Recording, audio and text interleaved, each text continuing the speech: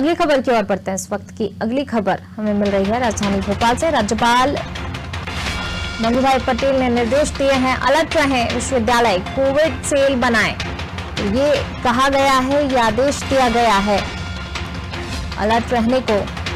हालांकि अलर्ट रहने के लिए सभी से लगातार अपील की जा रही है। तीसरी लहर की आशंका को देखते हुए अब सख्त निर्देश यहां पर दिए गए हैं। कोविड सेल की स्थिति की निरंतर निगरानी यहां पर करने की बात कही गई है। आवश्यक तैयारियां भी कर ली जाएं, ये भी कहा है। राज्यपाल ने विश्वविद्यालय के काम की जानकारी ली है।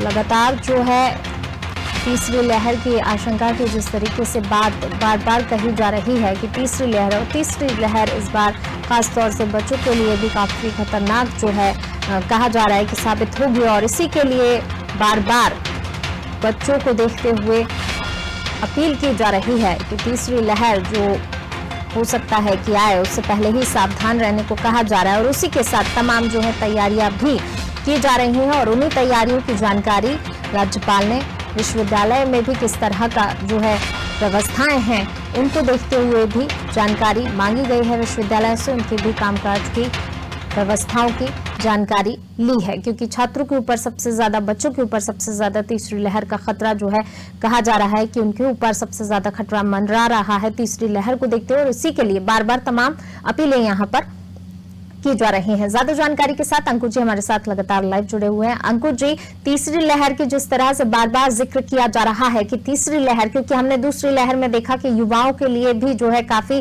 खतरनाक दूसरी लहर साबित हुई है। अब बच्चों का सवाल है तो और ज्यादा यहाँ पर सतर्क रहने को बार बार कहा जा रहा है। तमाम व्यवस्थाएं की जा रही हैं, तैयारियां की जा रही हैं। और अब जिस प्रकार से स्कूल कॉलेजेस खोले गए हैं उसको देखते हुए तमाम व्यवस्थाओं की जानकारी यहाँ पर राज्यपाल ने ली है।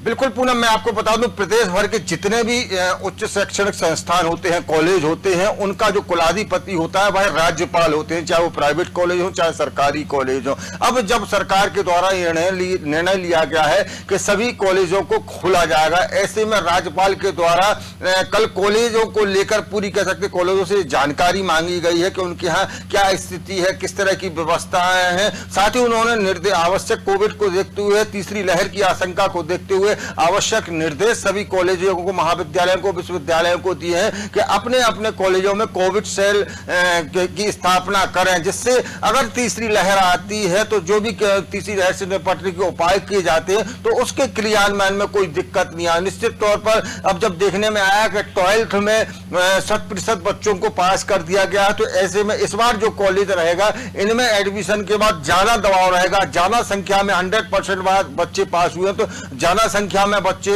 पूरी 100% संख्या में बच्चे प्रवेश लेंगे, चाहे वो सरकारी कॉलेज हो चाहे प्राइवेट कॉलेज है। और पूर्व से जो छात्र सेकेंड ईयर, थर्ड ईयर या अन्य क्लासों में जो पढ़ रहे हैं वो तो है ही, लेकिन प्रथम वर्ष में काफी दबाव रहेगा, कॉलेजों में काफी बड़ी संख्या में छात्र पहुंचे हुए। ऐसे में ये देखा गया है कि सरकार के द्वारा ये निर्देश दिए गए थे कि जो भी बच्चे हैं जो 18+ के हो गए हैं वह वैक्सीन लगवा कर ही पहुंचे। इसमें कई छात्र ऐसे भी रहते हैं कॉलेज में जो पहुंचते, अधिकांश छात्र 18+ हो जाते हैं, लेकिन कई छात्र 17 के या 16 साल के भी ऐसे कई छात्र प्रवेश लेते हैं। तो ऐसे में व्यवस्थाओं को दुरुस्त करने के लिए कॉलेज खोले जा रहे हैं। ऐसे में व्यवस्थाओं को दुरुस्त करने के लिए, तीसरी लहर से निपटने के लिए इस तरह की पूरी जानकारी राज्यपाल के द्वारा कॉलेजों से मांगी गई और आवश्यक दिशा निर्देश दिए गए हैं।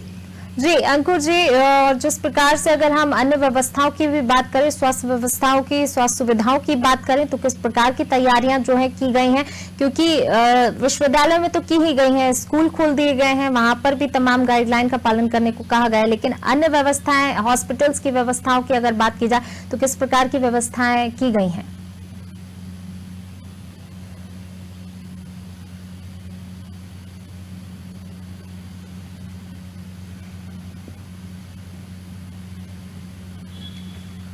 बिल्कुल, कोरोना की पहली लहर के बाद जिस तरह से कह सकते हैं स्वास्थ्य व्यवस्थाओं में जो कोताही बरती गई थी, उसके बाद दूसरी लहर में ये पूरा मामला सामने आ गया था। सरकार को लगा कि वाकई में लापरवाही स्वास्थ्य व्यवस्थाओं में हुई है, तो उसके बाद जब दूसरी लहर आई काफी बड़ा नुकसान हुआ, बड़ी संख्या में जनहानि हुई, कई लोगों ने अपनी जान गंवाई, हजारों की संख्या में लोगों की जानें गई निश्चित तौर पर। उसके बाद सरकार का पूरा फोकस जो है, या बजट कह दो, अधिकांश बजट जो है वो स्वास्थ्य व्यवस्था, अस्पतालों में ज्यादा बेहतर से बेहतर स्वास्थ्य व्यवस्था है, चाहे वो ऑक्सीजन की व्यवस्था हो, चाहे बेड बढ़ाने की व्यवस्था हो, चाहे कोविड अस्पताल बनाने की बात हो, ज्यादा से ज्यादा सरकार का सबसे ज्यादा फोकस स्वास्थ्य व्यवस्थाओं पर है। निश्चित तौर पर लगातार 70,000 से ज्यादा लोगों की रोज टेस्टिंग की जा रही है कोरोना की।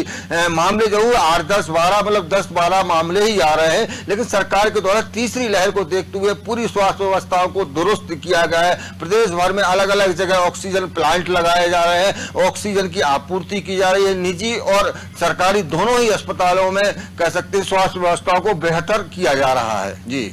जी अंकुर जी बने रहिए आप हमारे साथ। मैं लौटूंगी आपके पास। तो बिल्कुल जो आने वाली तीसरी लहर, जिस तरीके से आशंका जताई जा रही है कि तीसरी लहर जो है काफी और ज्यादा खतरनाक हो सकती है, जो कोरोना का डेल्टा वेरिएंट है वो और ज्यादा खतरनाक होता जा रहा है, उसी को देखते हुए तमाम यहाँ पर जो है अपील के साथ साथ आप सख्त निर्देश यहाँ पर दिए जा रहे हैं, चाहे स्वास्थ्य सुविधाओं को लेकर बढ़ाने की बात हो या फिर स्कूल और कॉलेजेस की बात हो, लगातार व्यवस्थाएं दुरुस्त करने के निर्देश यहाँ पर दिए जा रहे हैं। और इसी को देखते हुए राज्यपाल ने भी विश्वविद्यालयों से तमाम व्यवस्थाओं की जानकारी मांगी है कि किस प्रकार की व्यवस्थाएं वहां पर की गई हैं, और साथ ही निर्देश भी दिए कि जो भी व्यवस्था उनको दुरुस्त किया जाए। साथ ही ज्यादा से ज्यादा डिजिटल प्लेटफॉर्म उपयोग करने की भी बात यहां पर कही गई है।